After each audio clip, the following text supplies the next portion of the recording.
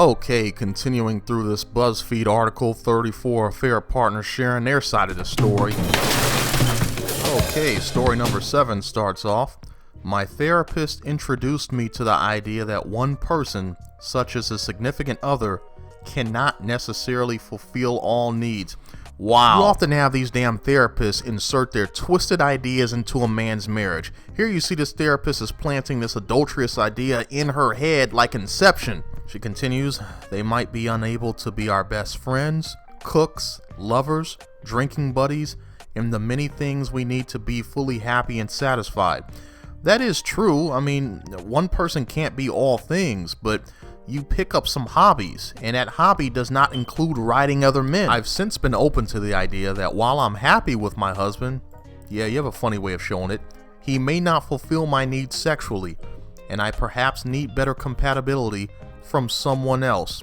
This is unbelievable. So instead of being a mature adult and communicating to your husband about your sexual needs, you're just deciding to step out. I mean, I don't think she desires her husband. She might not have ever desired him. This might have been a marriage where she settled and now she wants to have her cake and eat it too. 2 months ago, I started a relationship with a friend who was also in a long-term relationship to meet fairly often to have sex.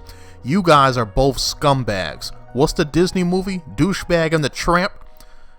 We are very attracted to one another. Well, cheaters often attract each other. And the chemistry and sex are wild. He allows me to explore the dom subsexual dynamic I've always wanted to pursue, but have never been brave enough to experience with anyone else, even my husband. This is just absolutely, this is terrible. Bunch of BS she's talking about she wasn't brave enough to explore her, sexual fantasies with her husband.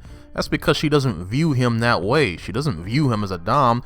She views him as the nice provider guy who's going to be holding down the fort at home while she's out getting her back blown out. Tramp! He makes me feel entirely safe and comfortable, but also desirable and like a complete badass. Wow, the narcissism is real here, enabling me to realize my deepest fantasies in a safe environment. I feel an energy and vivaciousness with him that I've never felt before. I feel like I am truly living my life for the first time in years.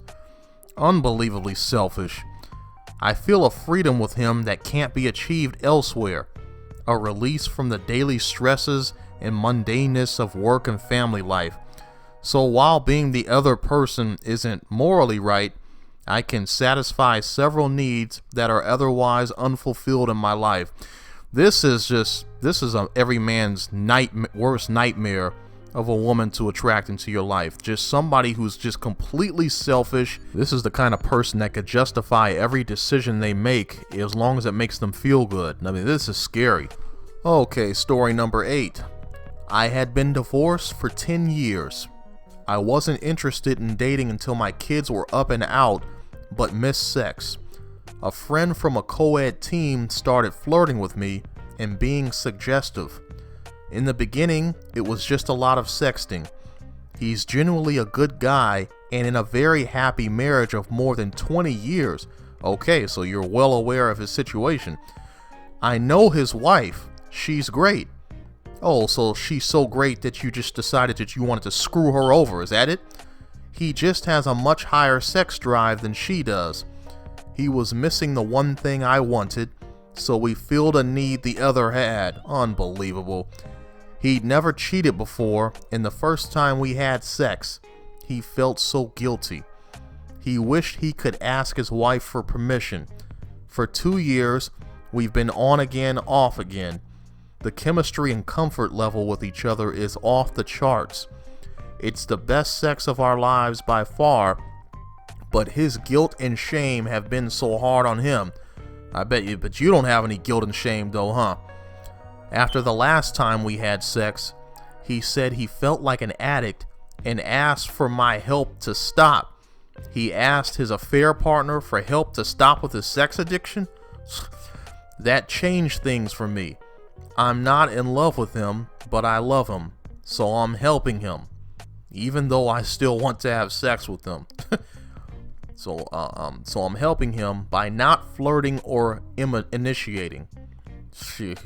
That's very nice of you. We are wonderful friends who always see each other and care about each other a lot. When we started having sex, we promised that our friendship would always come first and that we'd never lose it. So I'm glad that's been the case. Lady, you are delusional. Given the opportunity, I'm not sure I could resist him. So I ensure we only see each other in public or group settings. I feel like our story isn't over, but I'm unsure how it will play out. You're the villain in this story. I just hope it doesn't hurt him or his family. Oh my goodness. This woman has no shame.